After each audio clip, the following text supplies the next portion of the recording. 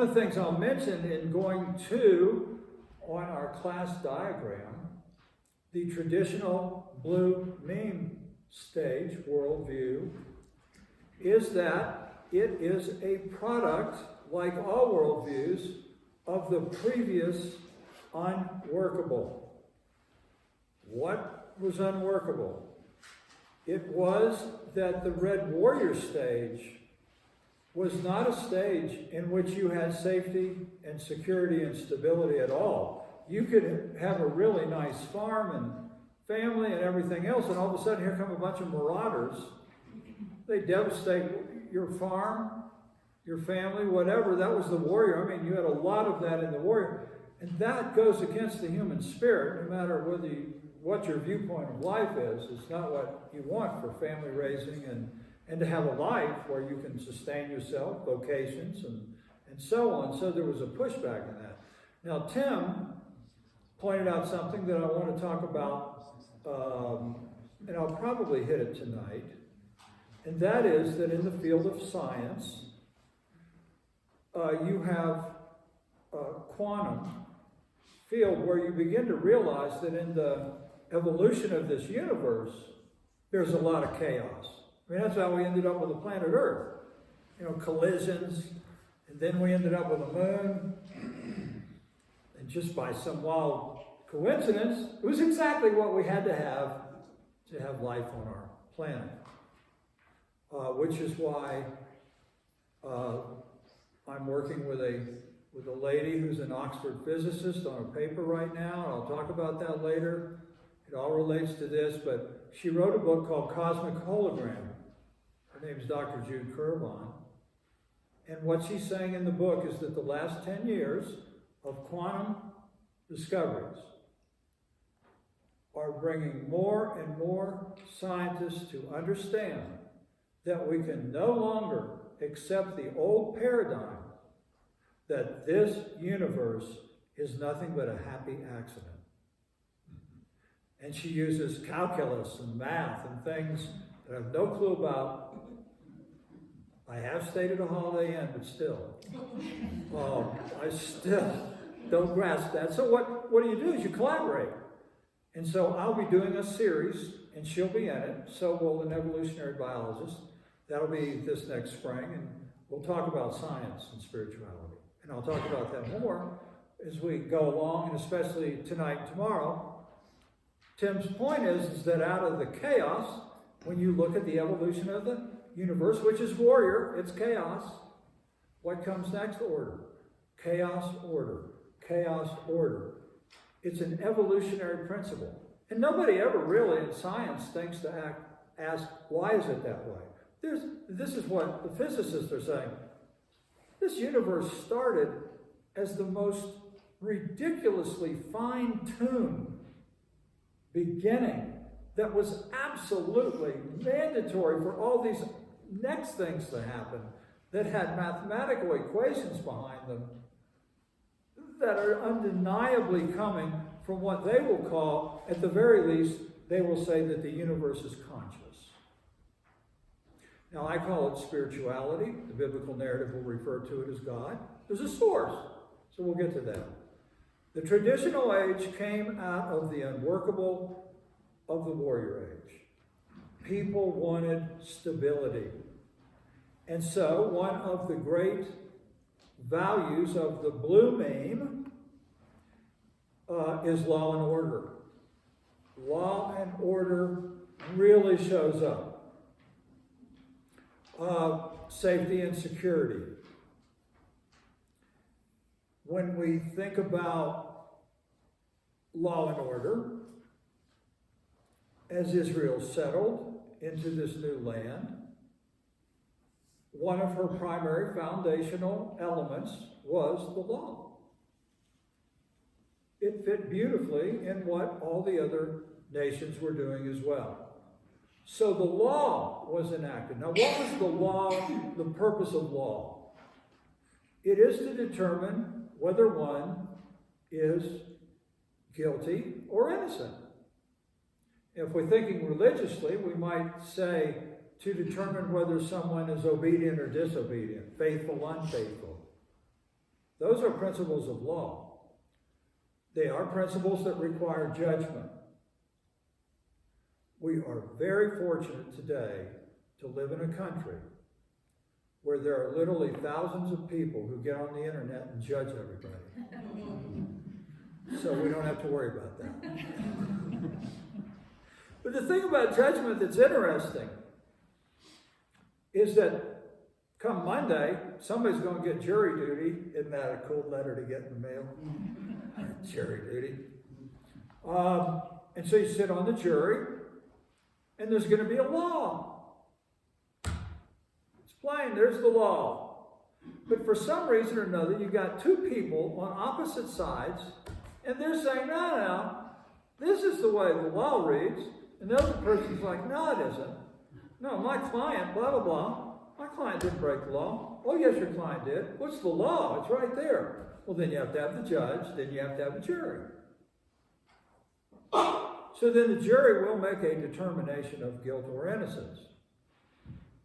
Or we may find out there's a hung jury. They can't decide how to interpret the law. Or even worse, we may find out years later they made a mistake when they judged, and someone was actually innocent, and they convicted them of guilt. All that to say is that the law brought something that was very needed in terms of order and stability. But when Israel began to relate her God identity to that law, the fundamental things that she was concerned about was whether or not a person was obedient to the law. That was how you knew whether or not you were acceptable or not. When we get all the way out to Jesus, who also would come in the traditional age, by the way, what's a big concern? Is it lawful? See, he was questioning on that. Is it lawful? In one instance, Jesus had healed a man on the Sabbath. And you think, oh, this is what a great thing. Here's somebody had this problem their whole life, and Jesus healed this man. The first question they asked was, is it lawful to heal a man on the Sabbath?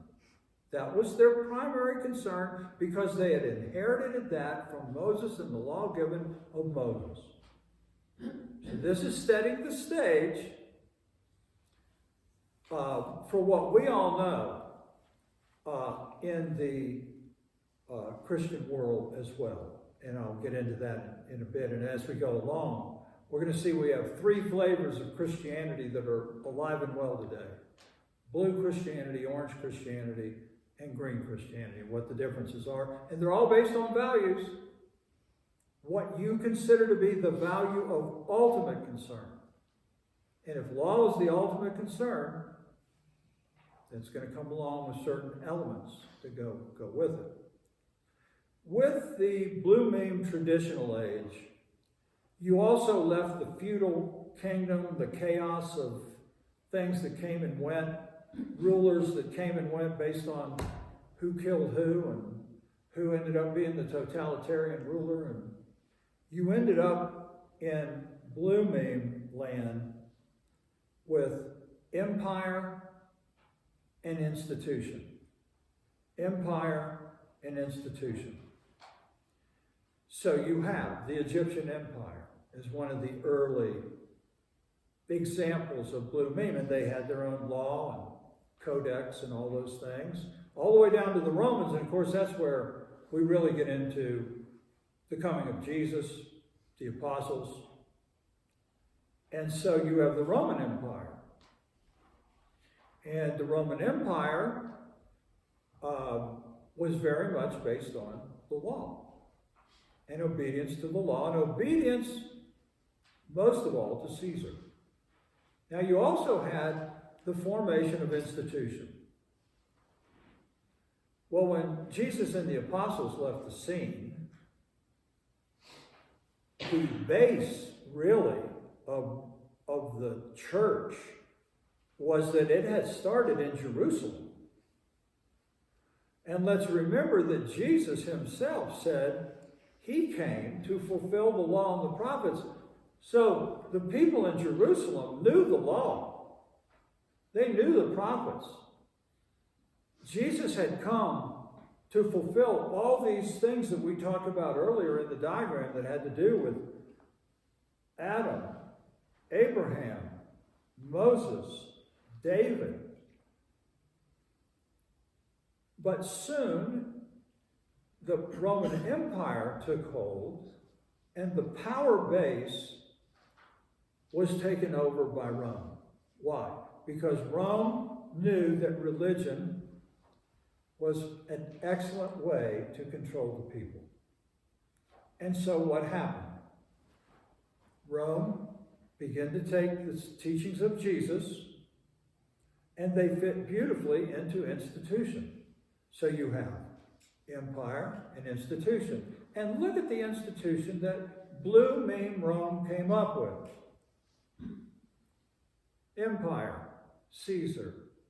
Institution, Pope. Empire, generals. Institution, cardinals. Lieutenants, bishops. Centurions, priests. That's coincidence. It's almost like the same stuff, you know? It's like the Blue Mean thinking. They look through a blue lens. This is the way they understood empire and institution. So when they were looking at the teachings of Jesus and the apostles, they put their emphasis on that. And the values became right, wrong, obedient, disobedient, faithful, unfaithful. One of the key things of the Blue Mean is that you are loyal to the empire. You are loyal to Caesar. You don't mess with that. If you're not loyal to Caesar, it's going to be trouble brewing. Okay, how'd that play out in institution? You did not question the Pope. Didn't question the Pope. You didn't question the priest. You didn't question authority. That's the way it played out in institution. And to this day, and again, I want to say right here, I worked with, and over the decades have worked with people from Catholicism, all the way from Orthodox Catholicism, out to liberal, to contemplatives, people that are very much in the contemplative practices of Catholicism, all the way out to different Protestant denominations. And these are discussions where you start with what's the beginning. What's funny is, when I've talked to people that come from the fundamental background I was raised in the denomination I mentioned, oftentimes, they and I would, because we've got a lot of family that are still there in different places of the country. So it's one, and I don't know if you have these kind of things, but it's like, if it's a Thanksgiving or a Christmas, and you've got the family, it's like, now look, we're going to Aunt Betty's house. Whatever you do, kids, don't bring up religion or politics. That gets back to do not engage. So the question I would get from relatives and others, especially when they saw that we had departed from the faith. We were outside the boundaries of doctrinal correctness.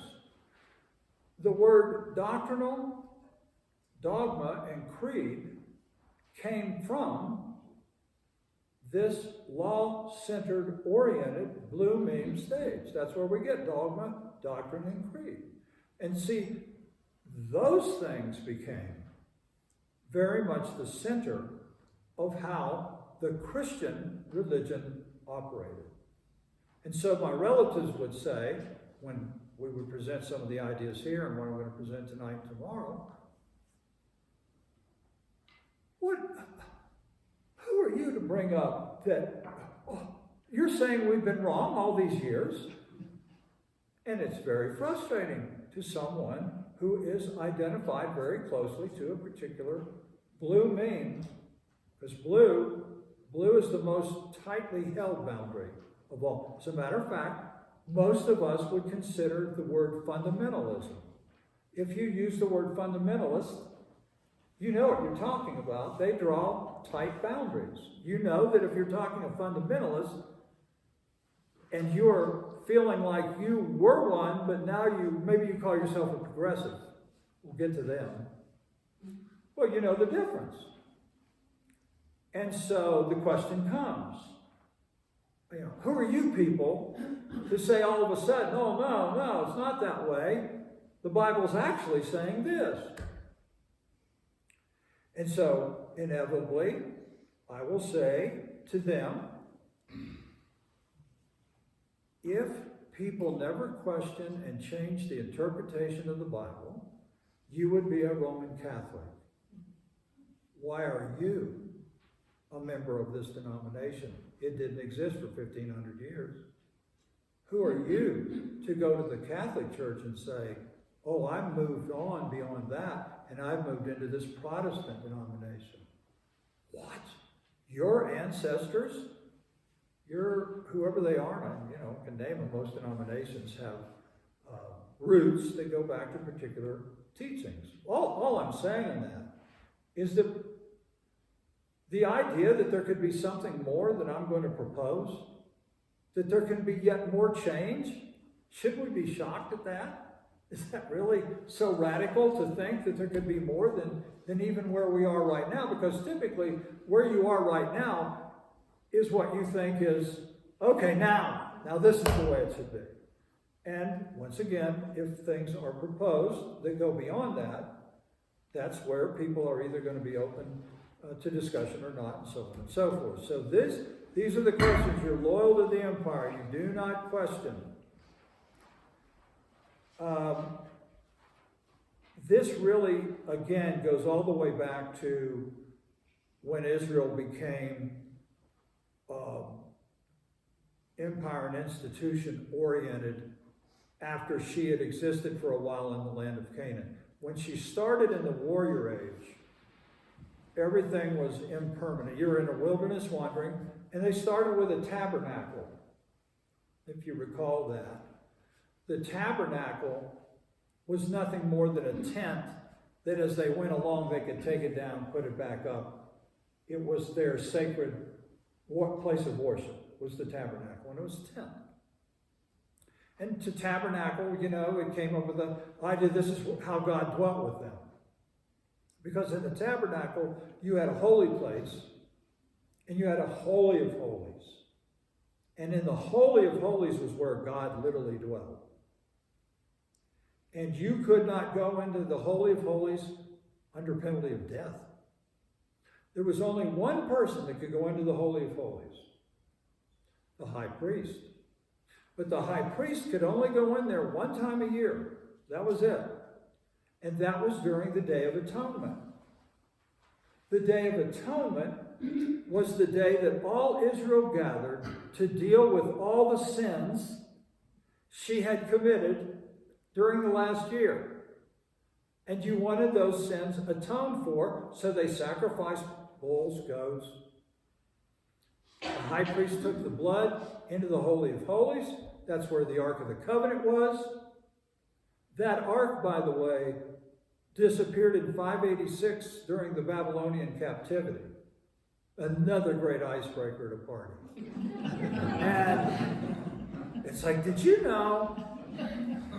And so it disappeared. And no one knew where. You'll see documentaries on History Channel about the Ark and blah, blah, blah. And nobody knew what happened to it until Indiana Jones. So you have this tabernacle, Holy of Holies. This was the way, the lens that made sense to them. That this blood from the animals sprinkled on this ark that was magic, that had these powers of God, and then your sins are forgiven. And then you start again. for the next year. Sin was never defeated. Sin was always there, never defeated. Now, when we get out to Jesus, you're going to get into concepts like sin and death. What is all that? Well, the word sin, as it first appears on the scene, is really a technical religious term. I mean, even in your family, if you have a teenager who's learning to drive and they wreck the car, you don't talk to them about being a sinner. Oh, you've sinned, Bobby. You'll use other terms. And so it's a technical term. What does it mean? Hamartia.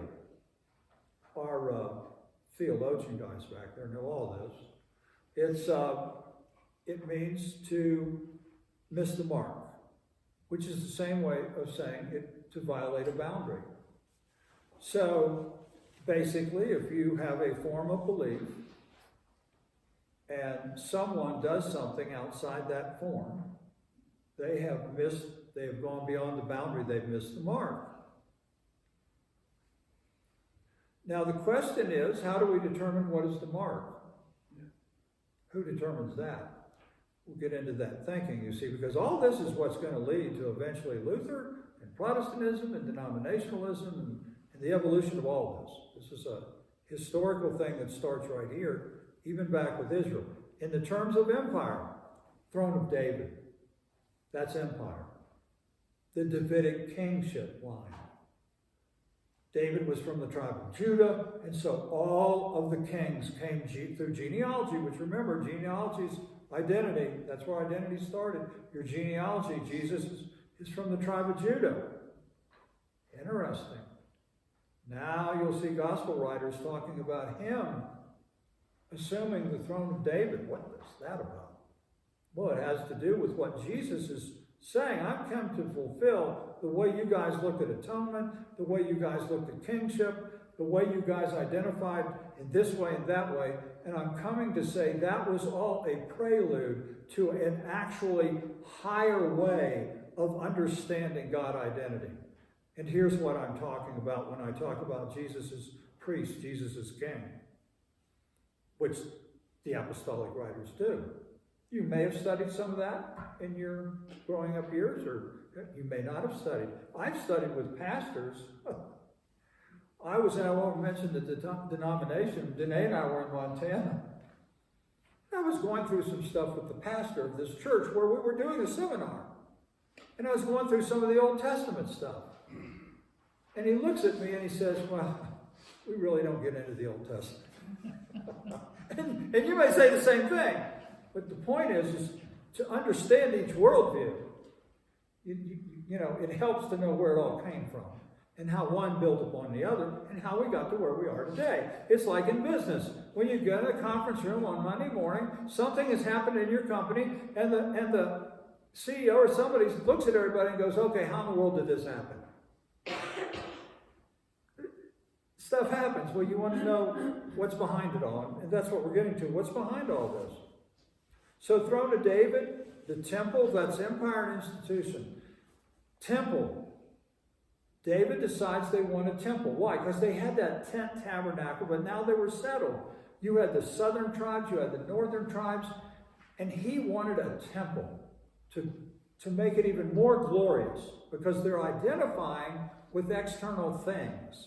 Sacred was still on the basis of the external, not the internal. Jesus is going to bring it internal. Jesus is going to bring it from particular to universal. So he wants a temple. That's what they all wanted in the Blue Beam area. You find temples in Greece and all these different places. And there's the throne of David that has to do with the political. So the temple had a holy place, had a holy of holies, and that's where the priesthood worked. The priesthood, they all had to come from Levi. The king, they all had to come from Judah. Genealogy is alive and well when Jesus and the apostles appear in the first century.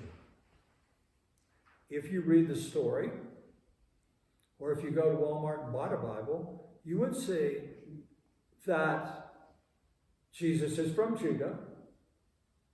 John the Baptist was a Levite. Paul's from the tribe of Benjamin. They still know their genealogy and where they were from, and roles and functions of that genealogy. They knew it very well. But here's what we're going to see when we get into tonight. It all disappeared. They lost all their genealogy. There was a reason why. Jesus talks very extensively about it, because there was something that Jesus called the regeneration. There was a regeneration coming. What is that? The literal interpretation of that word means to re-genealogize. How would you re-genealogy? What is it? It's about begat, begat, begat. Well, to re-genealogize means you'd have to be born again, but differently, with a different meaning of your identity. So these things are beginning to build. So as I look at this, we have the Roman government, Catholic Church. Catholic Church, well and alive today. Again, I went through the fact that there are Orthodox and there are progressives. There are contemplatives. They don't all agree, even within Catholicism. In fact, the first split that happened in 1045.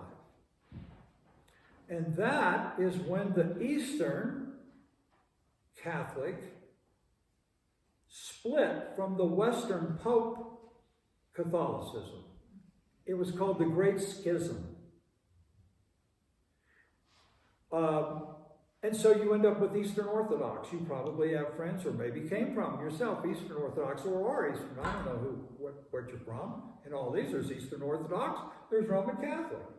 The Eastern Orthodox split because there was such an emphasis in the West, Roman Catholic, on dogma, doctrine, creed. But the Eastern Orthodox had people that saw more the mystical, spiritual side of the story. And so they split.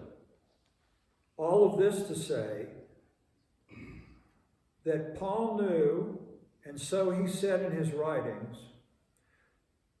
that if a law could have been given for righteousness, surely God would have given it.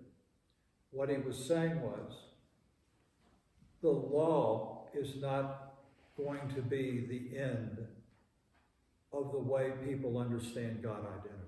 There's going to be more. It's going to go beyond law. Law will still be included. Remember, we're transcend and include. We're not doing away with law. We're not saying, oh, okay. There is no law. People can do whatever they want. Everybody's got it now. We'll see that that is not transcend and include, and we'll parse that out even more. Again, trying to set the stage.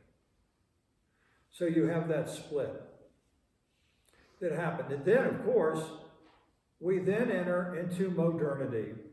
Here in the West, that happened because the control that law brought and the inability to question authority or think differently constrained people to the point that anybody who did think differently was heresy, burned at the stake. It was pretty serious. There were good reasons why you didn't want to question back then. But what was the big value of that modernity brought? Questioning. What is questioning? It's the antithesis of you don't question. The unworkableness of not being able to question produced modernity where its primary value is to question. So what do we think of when we think of modernity? The Renaissance all of a sudden, the Enlightenment all of a sudden, inventions all of a sudden, the entrepreneur all of a sudden. Why? How did all that happen? How did we get all these new inventions? Because people question. Isn't there a better way to do farming than this plow and horse? Isn't there a better way to make clothes than the way we're knitting clothes together now? Isn't there a better way to produce a book other than scribes and papyri? Isn't there a better way to do transportation? Couldn't we invent something, that was better than this wagon? And on we go. the reason we have all the things that we have that we call modern is purely because this modernity brought about the value of questioning. And if you see the old commercials post-World War II that are real funny, where they'll have the housewife who's vacuuming in a dress, or she's in the kitchen and she's wearing her long dress, but she has a modern appliance. She has a refrigerator, she has a can opener. We're going to get into post-modernity, so don't worry. The ladies make up for what happened to them in modernity. And rightly so. So you have this value of questioning, and if you look at even how we see the manifestation of things, I wrote down a couple examples here. We all know what it means if you're shopping for furniture for your house. What do you got, traditional or modern? Mid-century. What is that? So if you go eclectic, you'd be postmodern. But, so modern, same with architecture. You're talking about a Victorian traditional. I was in one last night. Or are you talking about a modern? And so modernity brought about what is happening with all these worldviews is the consciousness within worldview, within collectives, always produces an outward manifestation. And that outward manifestation even affects the manifestation of Christian denominationalism. And let me go through that with you. Because questioning was a big part of that, guess who coincidentally shows up in modernity? Martin Luther. No coincidence, because along with everyone else was seeing the value of questioning, Luther questioned the Pope. Luther questioned the priesthood. He questioned the corruption that was in the priesthood. He came within a whisker of dying. He escaped at various times and did come through it. And all of a sudden, rather than reforming the Catholic Church, people who really liked what his new worldview were started calling themselves Lutherans. And Lutherans were different than Catholics. Why? Because what did their questioning lead to? Protesting. And so there was a protesting movement, a Protestant movement. It's coming from worldviews. And it wasn't just in religion. Modernity was doing this across the board. What questioning was bringing, all these new modern things. Another thing that happened in modernity was the separation of church and science, religion and science. Because the Catholic Church, up until that time, had as part of their doctrinal views things that science now not only questioned but disproved. Galileo and Copernicus were like, hey, we see by experiment that the sun does not revolve around the earth. The earth revolves around the sun. And what did the Catholic Church say to them? That's heresy. They held it as a view, as a belief. Now, since then, Catholic Church, progressive, looks back, their views change. All of our views change. So I'm not saying this to denigrate what happened. What happened was based on what people knew at that time. What we believe today is based on what we know at this time. And there are more things coming. So, in that sense, Luther then started this whole Protestant movement. And so, from there you have Calvin, Wesley, I could name many others, who also then begin to question perspectives on the biblical narrative. And so we end up with a variety. Primarily, we started with what we would call now mainline denominations. And you might have 5 or 6 that you might name that are mainline denominations. And they also started with views that over the years and up until now have changed. I was talking to someone who is in the Methodist Church. They, by the way, invited me to do a presentation on these things last fall for a group called Process Theology. That's Dr. John Cobb and others that go before him. If you know anything about the Methodist Church, Process Theology comes out of the Methodist Church. And I'm in conversations with people that are teaching in seminary, and they're looking at this, and they're real interested, in having a discussion based on the way they see it, but where they see it going. So you have within this Methodism and all the other things, Presbyterianism. Somebody brought up Presbyterianism today, and these views. Now, if we go back to Paul, he asked what I think he meant to be a rhetorical question.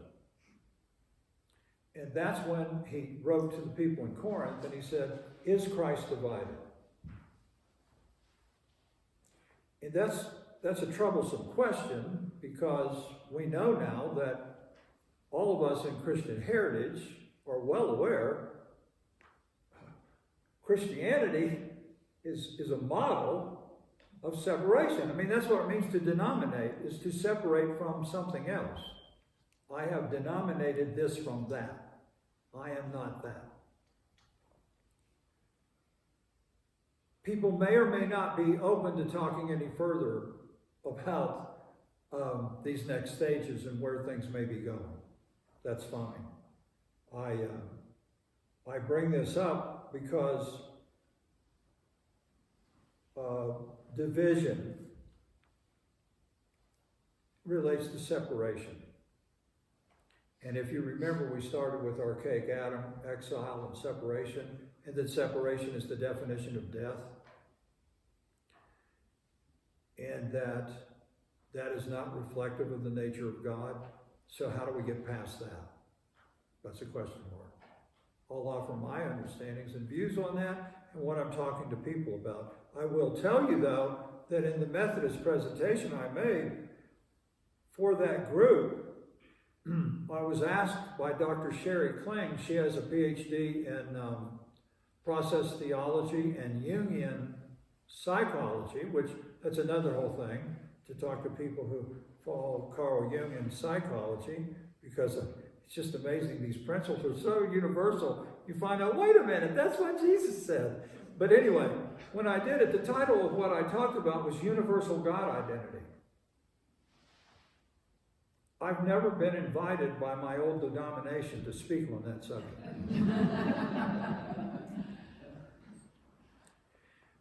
So, I'm just saying that there's a lot of conversations going on now, but here's the other side.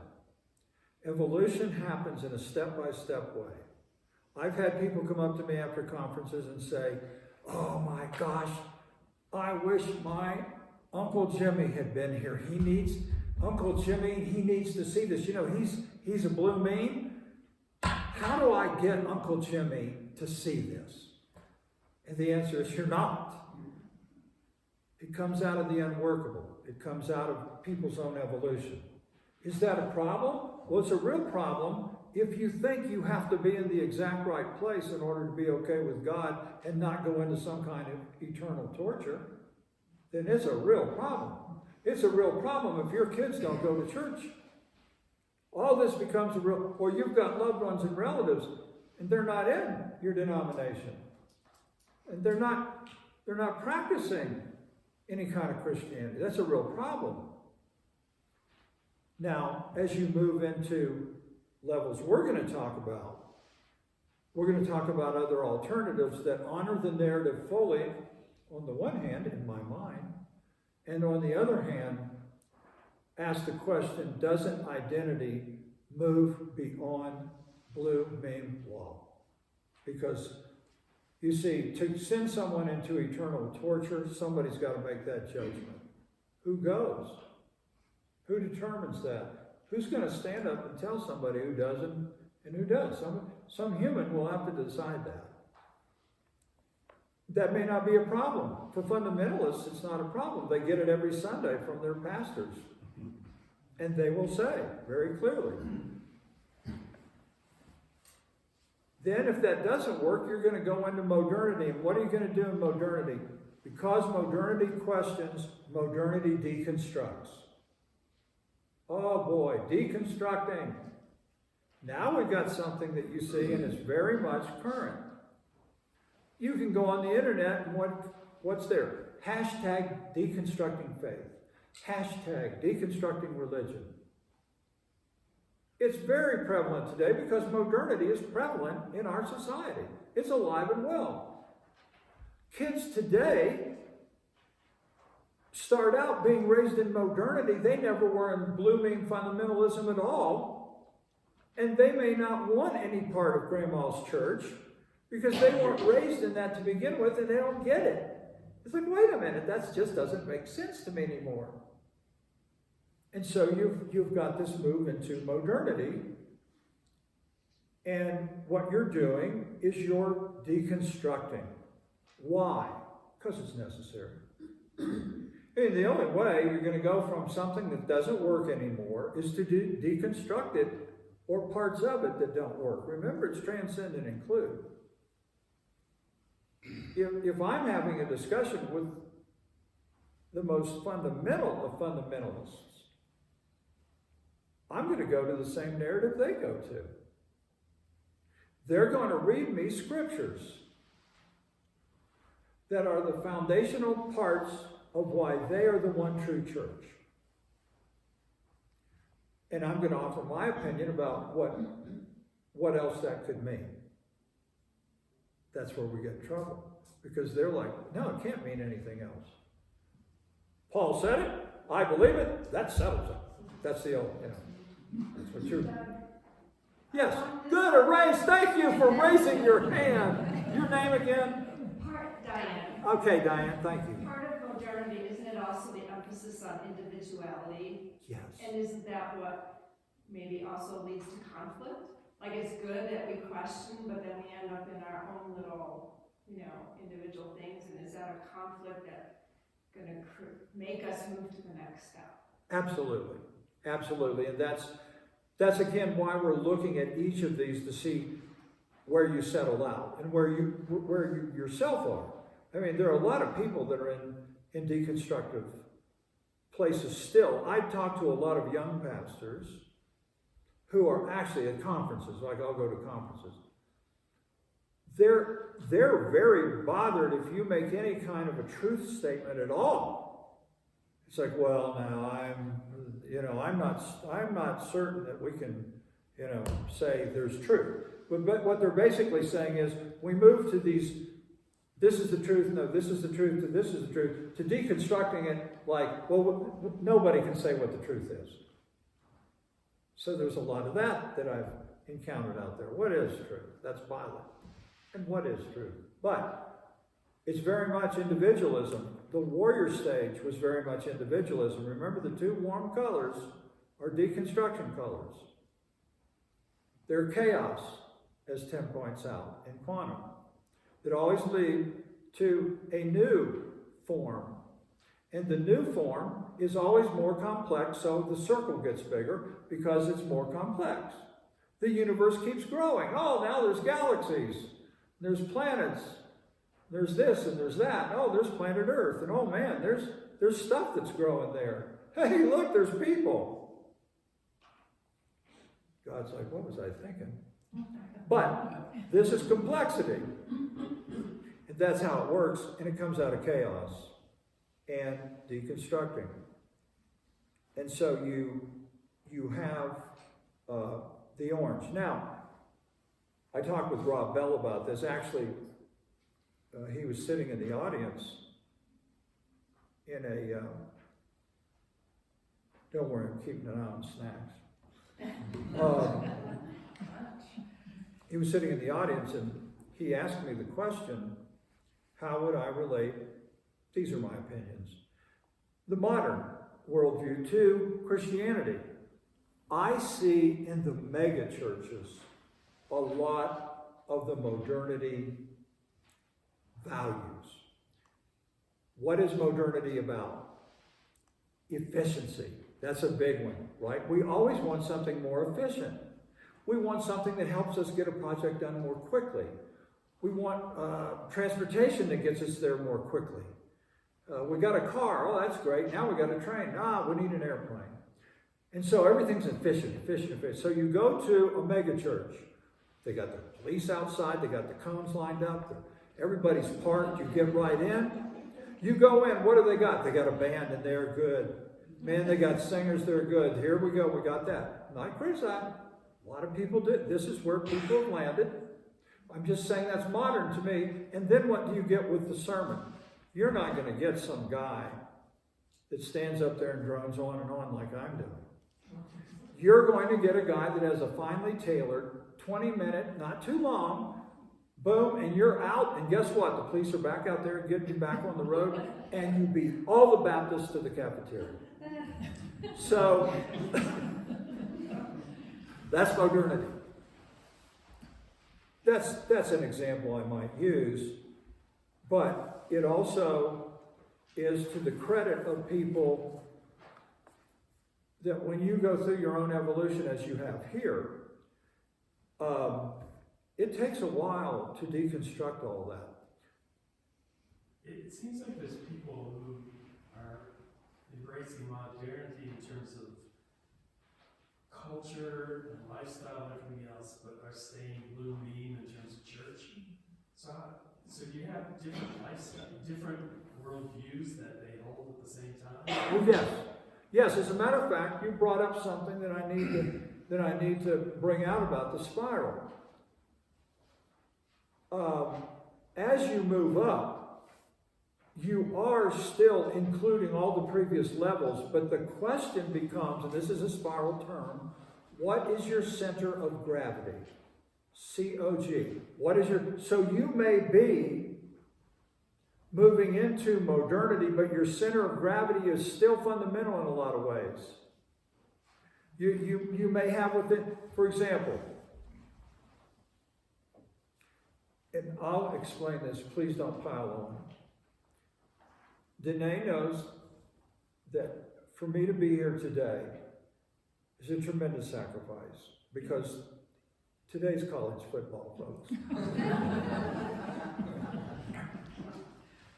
She knows that when I go down to my man cave and turn on my big screen, and I'm watching my team play an important game, and they're all important, by the way, that she doesn't want to be anywhere near me because I go Warrior. You're sitting there yelling at a TV set, kill him! Get him! You knucklehead! You know, whatever, I'm just saying. Are you wearing your team's colors today? Am I what? Are you wearing your team's colors today? Well, one of them. And it's not, and I'm not a bulldog. I'm not a Georgia bulldog. Yeah. But I have to deal with them because we live there. And so I go Warrior. You could be on the interstate. Somebody cuts you off. You telling me you've never gone Warrior? Well, I'm gonna, and you want to run them off the road, but wisdom tells you no, that's probably not a wise thing to do. Again, we can go archaic. Something is happening. Oh my gosh, and I'm in something that's threatening me. A tornado's about to hit. Whatever it is, we go archaic. They're all there, John. They're all there within us. And as we grow, we still have elements where in certain parts of we may be a different level with our politics than we are with our religion. You may see right, left in terms of blue, green. There are people that use, Steve McIntosh is right here in Boulder. Steve has a website and deals with people purely in how do we move politics more toward higher levels than what they're on now, where we've got a lot of dysfunction, and it revolves around what? The instinctive drive for power. So the concern is not necessarily about issues themselves, but how I stay in office, or how I manipulate votes, or what I do to spin something so that I can get more of a, it's that kind of discussion. And I got to tell you, I'm glad I'm doing what I'm doing, and he's doing what he's doing in today's world. So, related to John's question, as I understand, like you've got an inclusivity as you move up the spiral. Something that's been poking at me for a bit since you started was, you mentioned, I don't remember how you put it, like a light, like a healthy, unhealthy, or Yes. positive, negative side to each Yeah. of the, when I don't know if I'm hearing it or thinking of it correctly, but when I see like something that feels negative to me, say you're in the blue stage and tradition is the thing, and you end up valuing that over somebody's scenario. So the guy had his hand healed on the Sabbath, and the question is, was that a good thing to do? Yeah. They're valuing the law Right, over the yes. scenario the person's in. Yes, that's right. So, at any rate, it seems to me like there's the negative or unhealthy or dark side of these spirals. Almost, in my mind, they come back to that archaic beginning where the real concern is, it's not even about the other person, it's about the self, and am I safe? Am I, you know what I mean? Like the Pharisees saying, was that a good thing to do the heal on the Sabbath? Is Absolutely. Am I safe if I agree with that? Mm-hmm. You know what I mean? And at each stage that you've listed, I kind of see, so I'm just wondering, does that sound accurate, and is that like just in practical terms of our living and thinking through this kind of thing? Is that something to bring ourselves back to? Am I feeling this way, thinking this way? My yellow jaundiced eyes, looking through this lens because I'm literally in the first stage and afraid that I might be in danger. Yeah, that's alive and well inside of me. Absolutely, that makes perfect sense. And again, because this is consciousness, all these levels have to do with our consciousness, worldview consciousness. When I think about the cross event, you have a group of people that are doing the most heinous thing possible to a person. And the person says, "Forgive them, for they know not what they do." Jesus wasn't saying, well, we're going to make it okay no matter what you believe. No, he was saying there's a real problem that has evolved on the unhealthy use of law to the point that it's overridden God's love for humans and healing and bringing about healing on the one hand.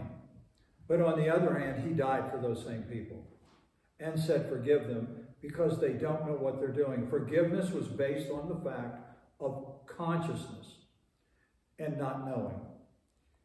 And I'm grateful for that, because I'll go to my grave with more that I don't know than I know. And I'm glad I've got that monkey off my back, that stress off my back of having to get it right myself, because I don't have it all right. I'm not God either. And so it's like the guy said,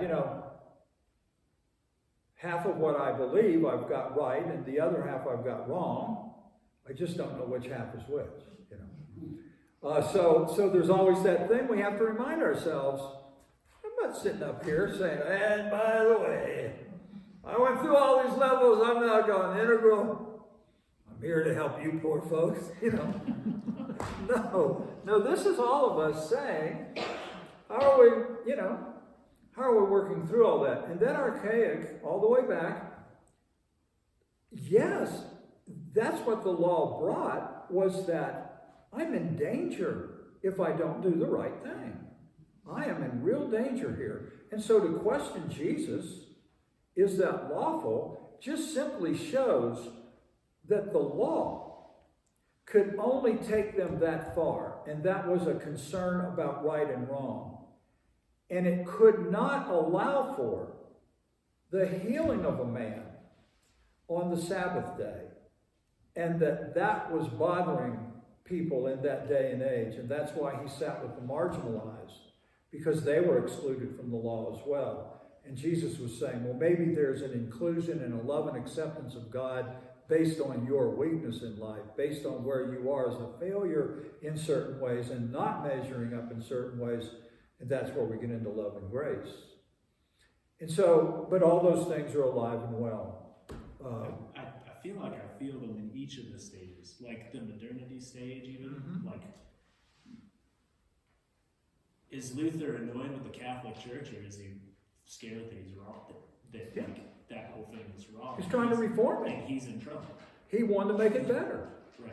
He saw that it needed to be made better. The problem was the Catholic Church and the priest in authority and the Pope in authority, you couldn't say that.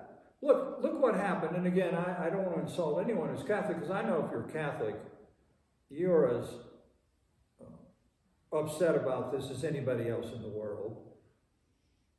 But when the hubbub over the last 50 years about the priesthood and what's going on in the priesthood, and the Irish Catholics, and what they found out the priests were doing with pedophilia. How did that get to be such a problem? You didn't question the priest. That's the value that you were brought up with. You didn't question authority. You don't question your pastor, unless you have someone that has moved into at least modernity or above. Anything blue and below is a closed system, according to consultants. It isn't until you get someone that gets to orange that they are open. You move from closed to open. When you move from blue to orange, you now are open. Why? Because people will consider a question. They may not agree with you. They may come up with a different answer. They may go back to what they still believe that came out of blue, to John's point. But the point is, they'll consider it. You can have a conversation with them. I use the phrase, do not engage. That comes from Eckhart Tolle, if you've ever read any of his books. And it's when you are in a setting with someone and they have very fixed, tightly drawn boundaries, and you know anything outside of that is going to cause a real problem. So our phrase is, do not engage. What's the best way I can contribute to that person? Do not engage. Why? Because I know what the reaction's going to be. They're not going to say, oh, thank you, Doug, so much for bringing this up. So, it reminds me a little of Hillary Clinton describing the opposite as the despicables. yes, And, the polarities that we're stuck in yes, because people are engaging and they stay yes. stuck. That's Steve McIntosh's work, and you've hit the nail right on the head. We can use other things. What we have to be careful of, right, is separating issues from personalities. And it's easy to denigrate a personality that stands for something you really disagree with. I'm not going to go any further with that, because I want to stick to a less controversial subject, religion. That's how bad politics are. Okay, so I got to finish this, and will, with postmodernity. Let's go to the postmoderns. What are the values of the green V-Meme? Their values are inclusion, equality, justice, And they have a natural aversion to hierarchy. And rightly so, because up until current times, this planet has been ruled by dominator hierarchies. Dr. Rian Eisler, The Chalice and the Blade. What a marvelous book. She's 90 now. I wish I had her energy. And she speaks about the movement from the earliest female worldview values into when the male worldview values happen, and then the development of dominator hierarchies based on the power structure that came, as we saw in these earlier things. And she talks about how the reconciliation of the views, to see the divine feminine and the divine masculine, and to understand both. That you don't move as a pushback from a movement where you're saying, no, it should be all this or it should be all that, just like in politics. So that's her field. That's what she works in. And that's a great book if you want to look at the history of the male-female in terms of hierarchy. One of the things then that comes with this is they don't like hierarchy, so what they want is everybody to get along.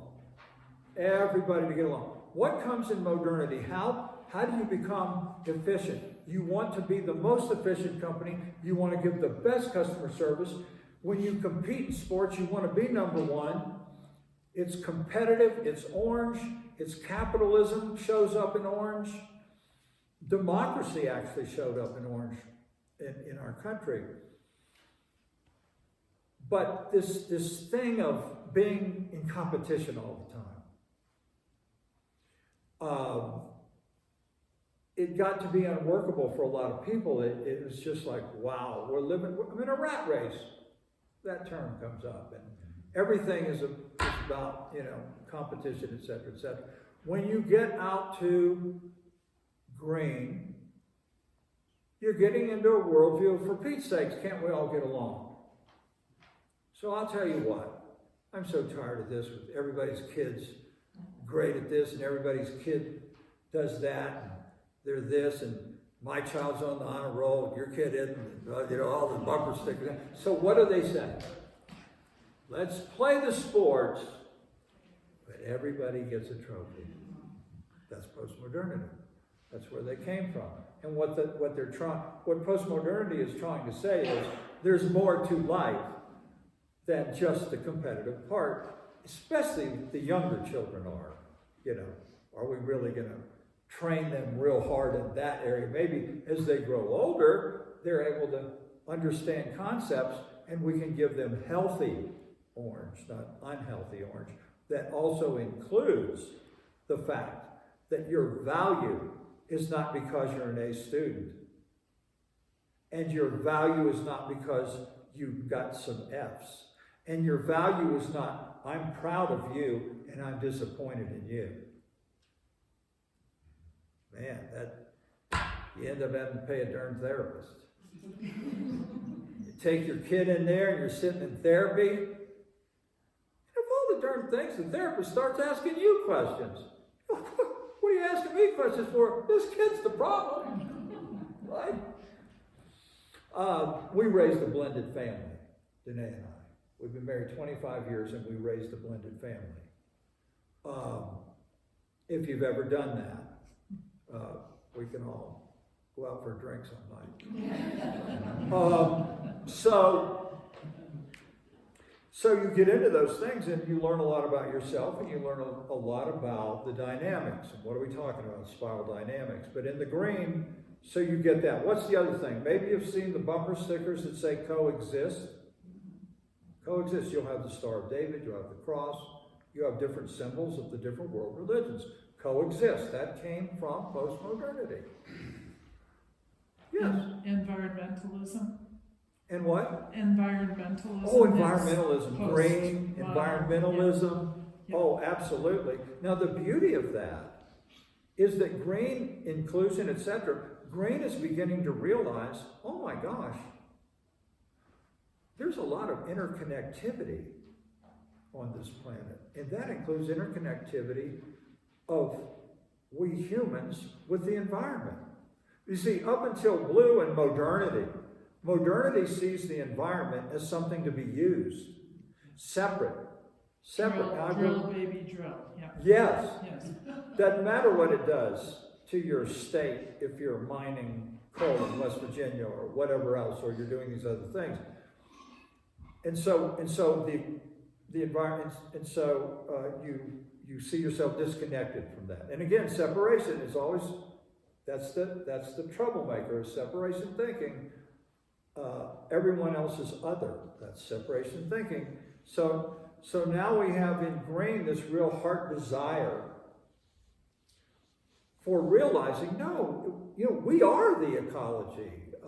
And so people that work in these circles with the spiral, are behind all of that. Now, you get into controversial areas with green.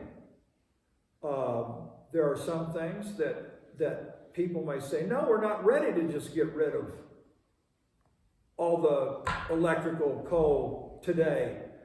So in California, they go a little fast, and so they have a real hot summer, and they got to shut down the grid because they don't have enough green power sources there to run everything. And so people get in an argument over that. Bathrooms, too. And what? Bathrooms. Oh, yes. Now we're talking gender. That's when I go to lunch. So I mean, really, this is the postmodern side, and you look at the sports.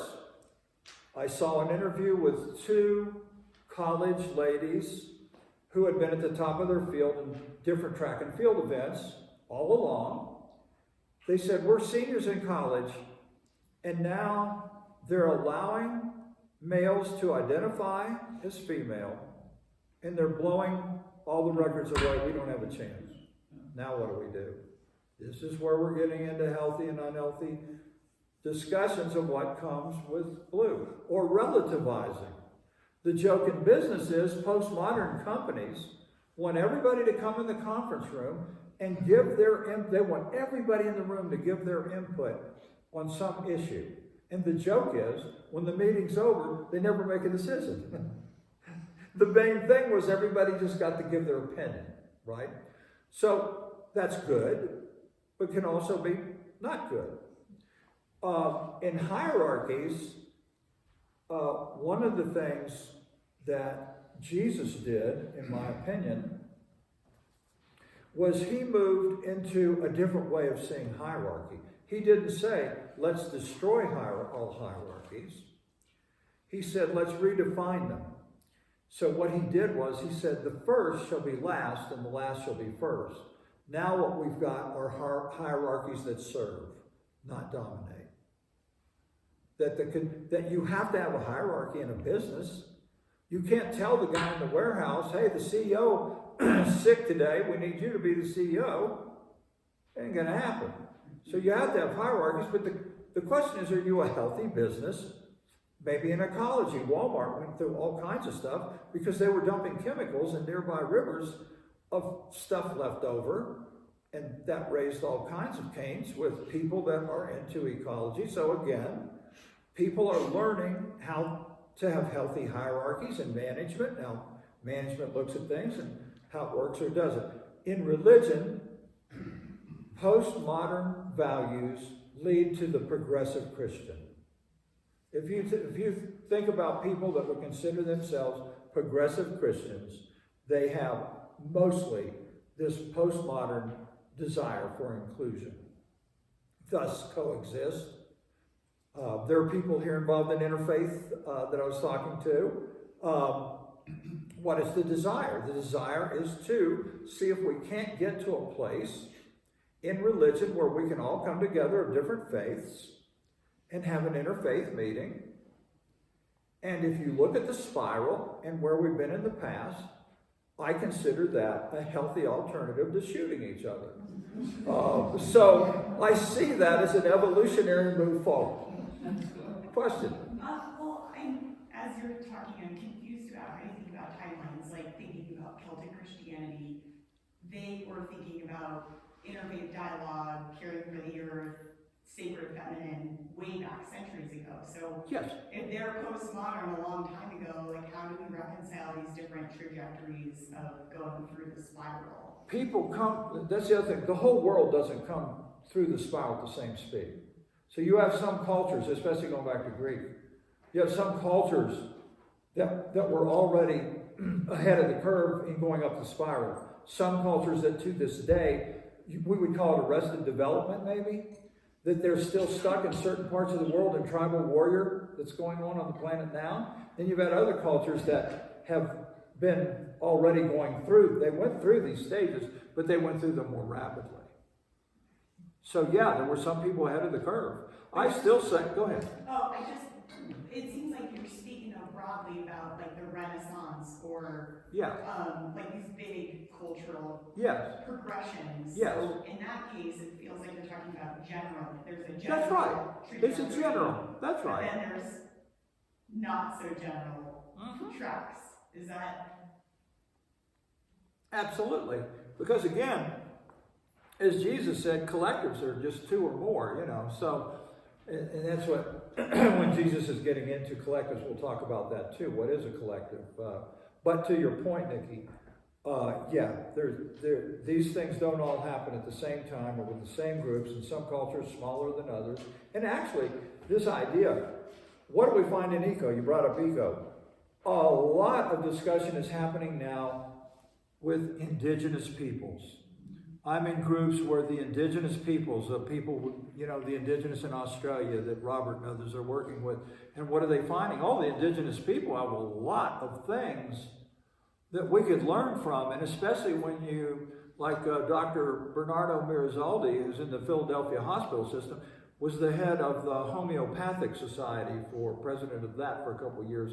And so you go back to the indigenous, and they, you know, had a lot of homeopathic solutions to health, you know, and those kind of things. So yeah, all across the board, you have societies that picked up on certain elements of this ahead of other people. And then there are other things that we lost that we're now starting to get back to because we're realizing that previous levels also brought values that we may have, you know, disconnected from. So yeah, all of that is true. And so when you get into the green and you're an inclusive, then what I'm going to talk about tonight is what is integral and what is second tier and how does it get any better than inclusiveness, you know, and that kind of stuff. And I'm trying to think of some other reason to try to get you to come back tonight.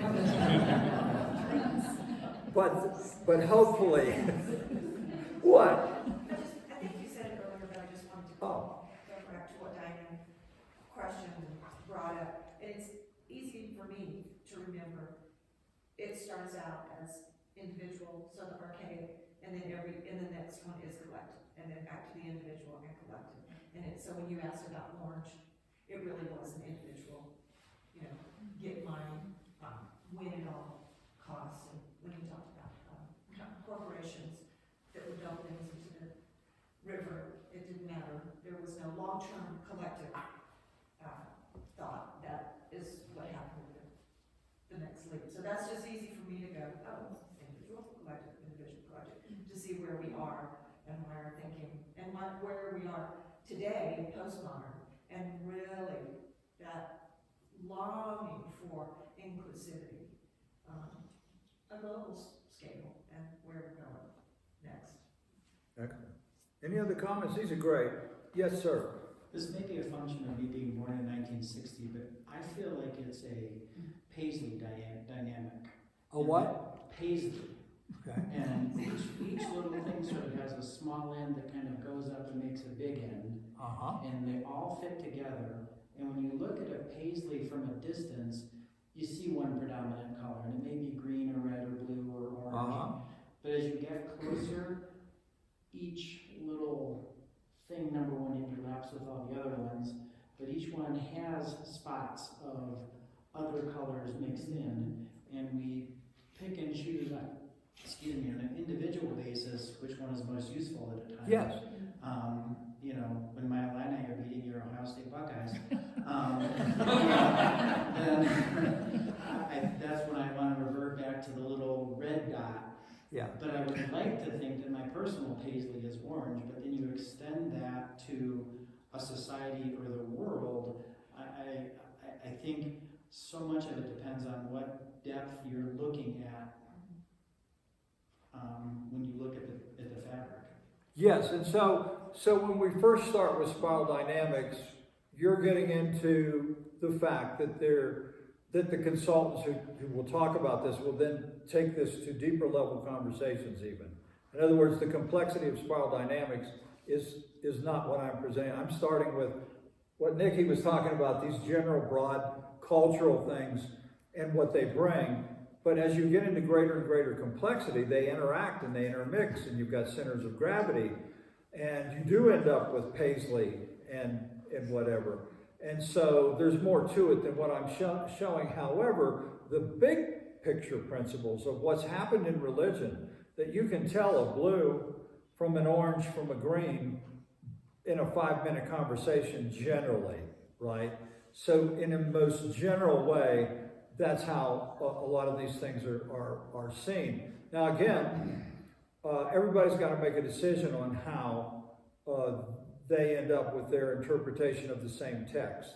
And that's why tonight I'm going to get into the integral and what would be different theirs. Because we've seen in each worldview that there are new values that do appear.